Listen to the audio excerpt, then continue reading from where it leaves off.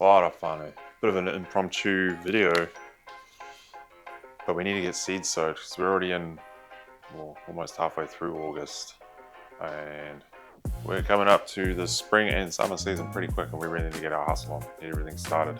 Hey buddy, so we are going to see if we can quickly do a video within 17 minutes because that's all I've got left on my card. Today we're going to be sowing 4 different types of tomatoes and cucumbers, some bell peppers, and some chilies. Adjusted 6 orange bells. Always write down what you've sowed in each tray. Everyone does it. They tell themselves, "No, I'll remember what I put in there," and then a few weeks down the track, or when it starts to germinate, you're like, "Wow, what is that? What's that again?" I'm not putting the date because I've written another date up here on everything I'm sowing today, and I just wiped it off. Probably not the best to use a whiteboard marker for this. No. So we're going to sow seeds. Get your seed starting mix. Mine's just a mix of cocoa coir, perlite, nothing flash, exactly what I use for my microgreens. I do sometimes mix it up and put some other stuff in, but I usually try and fill it to the top and then tap it. Don't compact it, just tap it until it fills in nicely. And then I'll give it a small press. Nothing crazy. The seeds won't germinate very well in compacted soil. And when sowing your seeds, always hedge your bets. Don't just plant one seed or sow one seed and expect it to germinate and ta-da, you've got your plant. Never happens. Well, sometimes it does, but not all the time. Always hedge your bets. Plant at least 2 or 3 seeds per cell, or when you direct sow. So if one fails, at least the other 2 or whatever will germinate for you. If none of them germinate, then you might have some dud seeds. And then we got 7 yellow. I'm gonna leave this one to this. Oh, how am I gonna do this? You know what? We'll hedge our bets just a little bit more. And so lucky last 2. Put 2 there. What did I do with that tape? Tomatoes, chilies, bell peppers, eggplants are all warm weather loving plants. So to sow them at this time of the year, you need to do them or do so indoors with a heated mat or in a room where it's really warm. Don't you think about it. This little bugger's been trying to throw these off the whole time. Thinks it's a game. So I'll be using my microgreens room where I generate my microgreens because it's always 22 degrees in there. Ideally, these guys would love even 25 degrees or a bit warmer. And they germinate really well.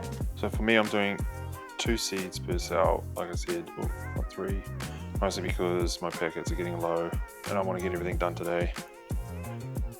And this supplier, their seeds are generally pretty good. They always germinate. And next, once you've got your seeds in, we will just cover the tops of them. Just enough so it's just at the very top of the tray, and just slightly pat it down. You don't want it super tight on top of the seeds that they have to really work to try and push through it. Just enough so it closes that air gap or any air pockets around the seeds so they germinate nicely and stay damp the whole time, but not too wet. Tomatoes or the solace plants, they are not wet loving plants. They don't like wet feed. So soil just needs to be ever so slightly damp in a really warm area, nice humidity, and they'll germinate really well. And as soon as you've done that, get them watered in. Alright, so that's Siberian and Roma. Done. They are both bush tomatoes, or determinate tomatoes, so they have a set determined height, not necessarily set yield, but whoops.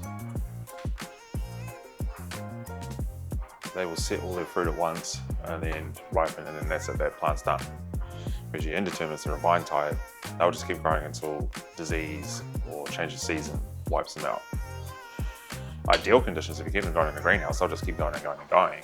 I'm pretty sure that the yields would get smaller and smaller and smaller because the plant itself is just getting tired and old, but in theory, it would just keep going. Then we're doing, you're a pain in the bum.